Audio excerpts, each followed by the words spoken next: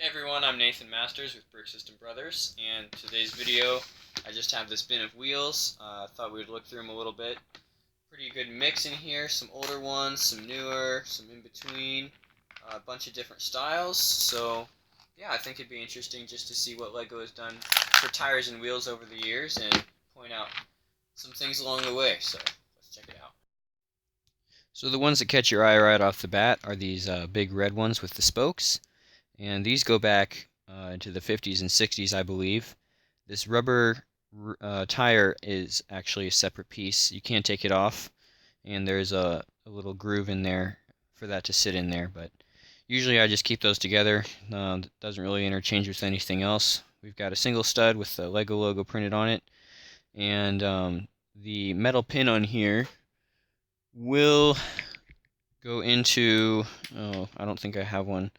A 2x4 brick with the hole. So you can put that in the long way with the 4 studs going this way, or the old ones actually have the holes on the long side as well, so you could get the 2x4 running this way inside there. So I've got a couple of these. The one set I know that these go to for sure is there's like a Roadster, kind of a larger model, not minifigure scale, but LEGO did a few of those back in the day. So those are pretty cool. I suppose if you wanted to, you could take this rubber off and use this for a train wheel, but there's nowhere to connect a driver, so maybe not the best option for that. Oh, what else we got in here? We've got this guy.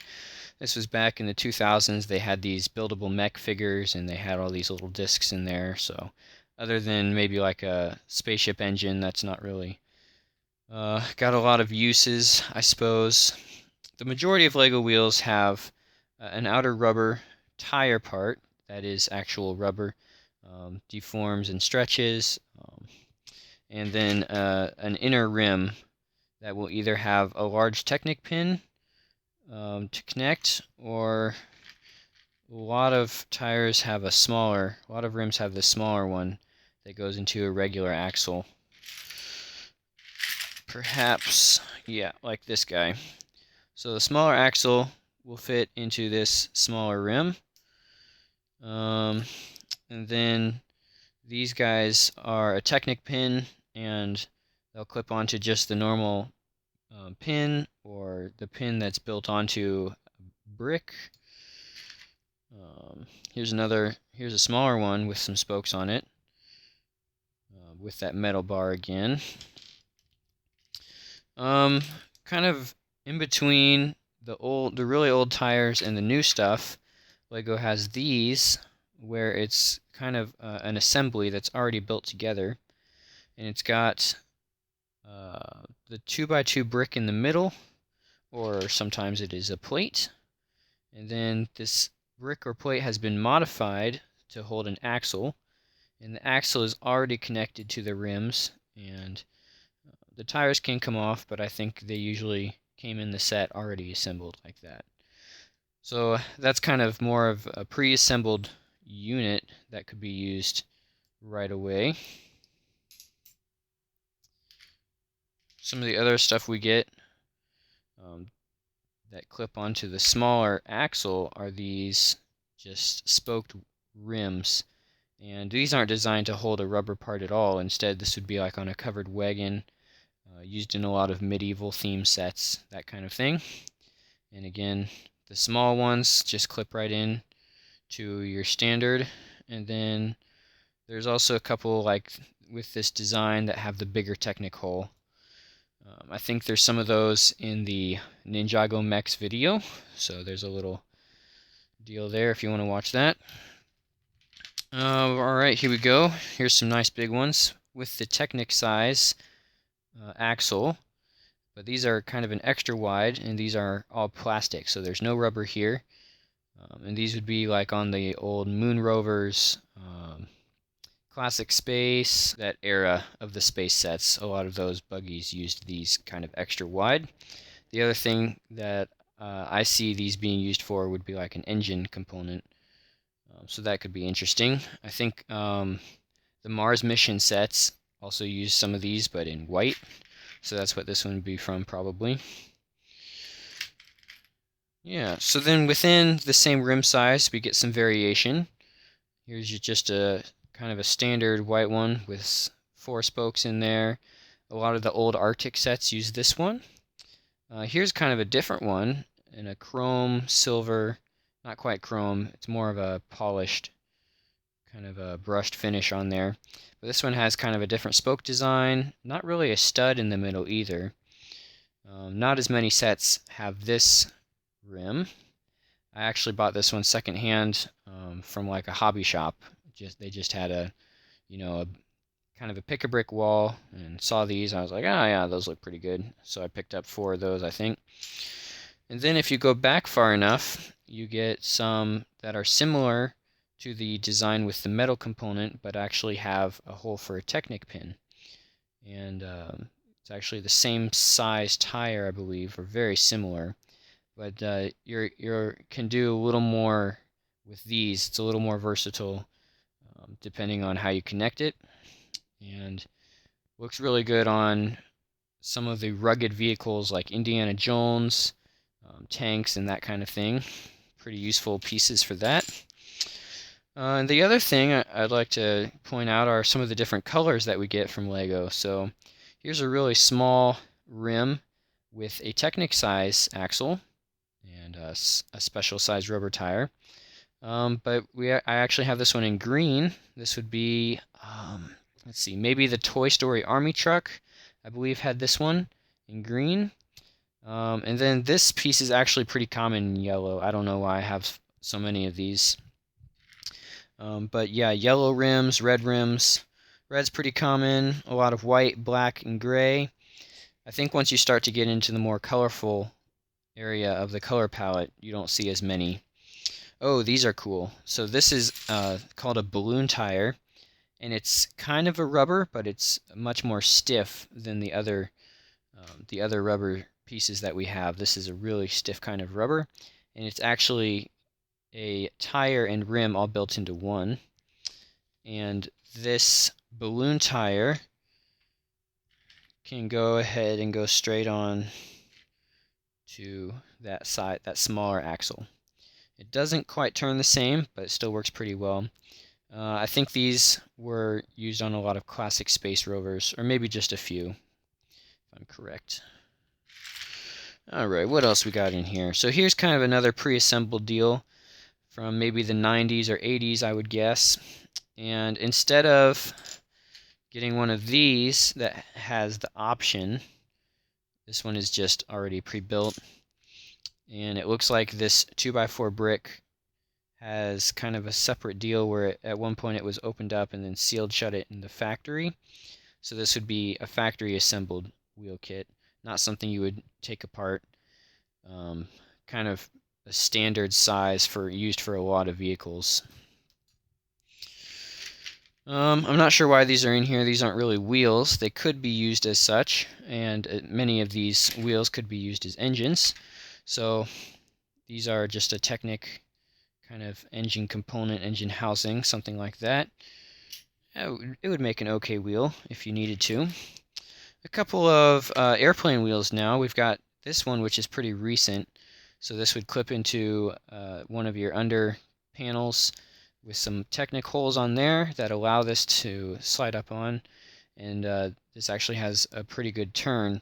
So the reason that this is set back is so that when you're turning, it can be kind of led as you push it around.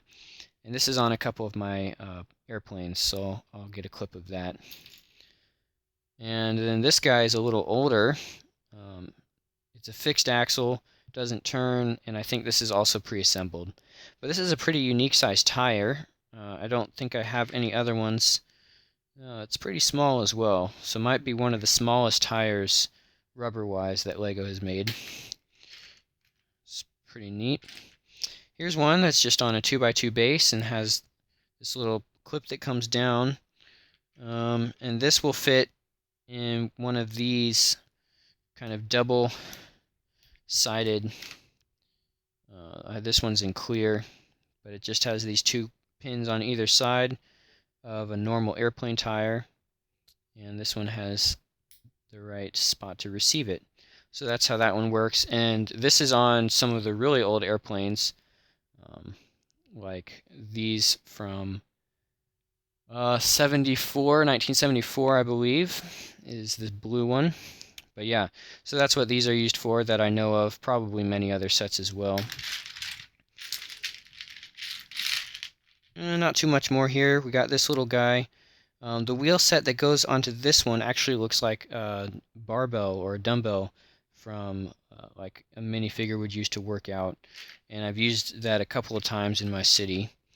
This one is a small train flanged wheel, so this has the flange on there to keep it guided on the tracks, and then the axle size is just your standard smaller one again. Here's an old one. This is 100% plastic, so no rubber here, but this is kind of designed to look like a race car tire, it appears. And instead of a pin, this actually has a cross axle, to where if you put this on a car, you're going to want to leave the rest of it to where it can rotate freely, or you're just going to have this locked up wheel all the time. So this probably wasn't used on very many sets, but a pretty nice looking piece, so that's pretty cool. Oh, here we go. So here's one of these 2x4 bricks with the holes in the side, and I can show you guys how this goes together. So yeah, you can slide these on either end of the long way, and now you're rolling there. Or, if you so choose, you can also go the short way. Whoops. So you could get a little narrower wheelbase there. Just changes the variation of the distance between the treads. This also works for your other one with the metal on it. I don't have a tire for this one though, so it's just a rim. And this is, notice again that this piece is different from the pre-assembled one because we have this extra hole on the side, and we can actually see the mechanism because we have a clear base to look through. So there's kind of these tubes that are set in there, not your standard 2x4 brick. There's not much depth on this one. You got to leave room for that axle to slide in.